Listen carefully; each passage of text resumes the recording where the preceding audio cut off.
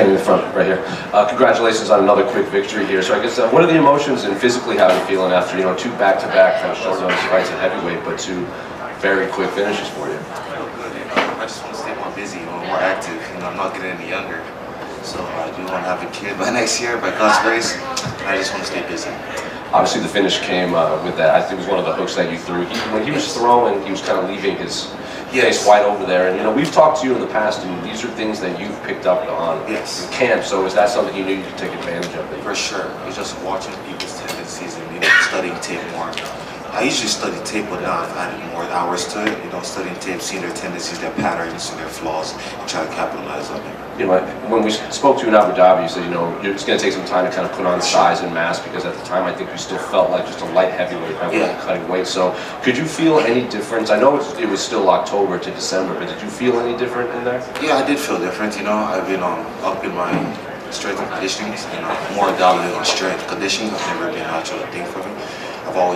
I always had cardio, so I just had to work on my strength training, just gaining more muscle mass. Joe Rogan was saying, 2 knockouts at heavyweight.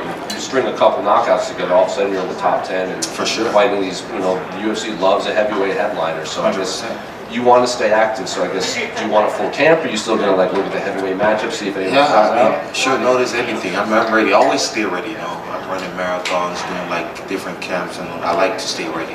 I just don't like to be idle.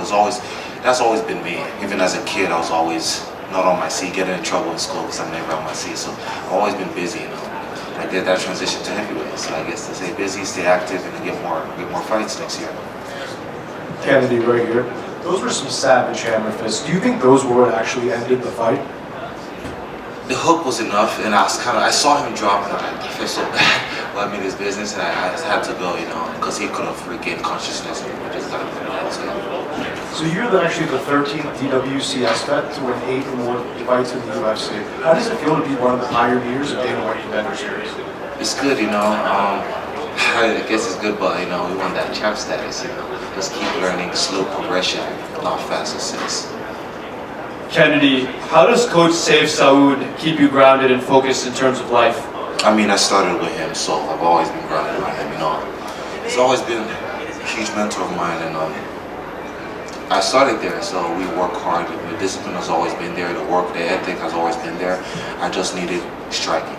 And that's where I met Coach Stephen Wright, and I've been dialing in on my striking, and also Coach Rafael from Rio BJJ, also been working on my jiu-jitsu. So Coach Saif has always been there, he's always going to mend and merge everything together. We're going to get there very soon. Last question for me. I saw you got a boba tea protein supplement sent to you. How was it? Could you tell us more about it? Oh yeah, it was good. But for some reason I just don't like supplements like that. So I just had to stop taking it. Hey Kennedy, right Yes. right back here. Is the plan now to stay at heavyweight? Yes, for sure.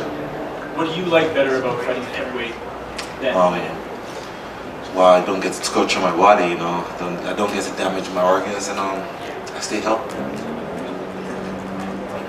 Kennedy, right here. Again. Yes. Have you noticed any physical differences in your health since moving up to heavyweight? Oh, for sure. It's given me more time to heal, During the fight week, cutting to light heavyweight, I've been high vomit all the time, every single time, even when I do have a nutritionist.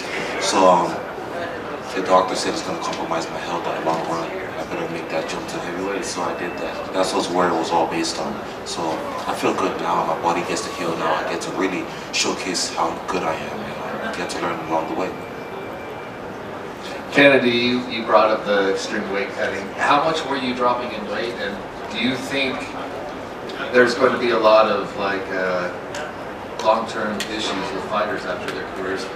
I think so. Well, for me, it was definitely a major issue. So I used to cut from 240, and I was quite eating at 240. It was bad. Once I get to that 225 range, everything just gets tired. I get hurt a lot, and it wasn't a good decision. Do you get this sense from other fighters from the weight cutting? Yeah, I don't know how much weight they're cutting, but I know some fighters that do cut a lot of weight, and I could see the changes over time on how they look on the curve, how they look 3-4 fights. So it's an issue. I could just speak for myself. Well, congratulations. Thank you so much, sir. All right, guys, I'm leaving. Anybody else? Anyone else?